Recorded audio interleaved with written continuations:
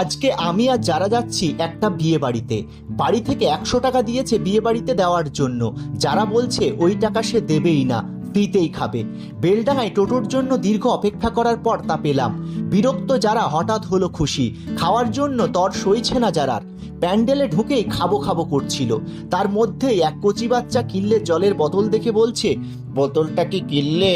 ওই ইঁচুড়ে পাকার কথা না ভেবেই আমরা খাবারে মন দিতে লাগলাম। লম্বা মেনু দেখে খুশি হলাম আমরা। হজমোলা হাতে ধরতেই পাতে চলে এলো ভেজ চপ।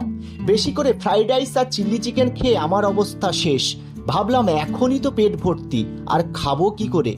তবে এরপর সাদা ভাত তরকারির সঙ্গে আমার পছন্দের কলিজার টুকরা মানে মেটে পেয়ে খুশি হলাম।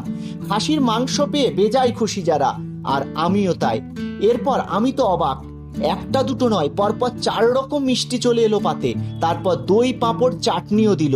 আর এত খেয়ে অবস্থা কেরোসিন জারার। যদিও আমরা পুরো খেতেই পারিনি। তবে কি আমাদের আজ লস হলো? আজ্ঞে না, কারণ আমরা বিয়ে বাড়িতে কোনো টাকাই দিইনি। শেষে ভরা পেটে টলতে টলতে বাড়ি ফিরতে হলো।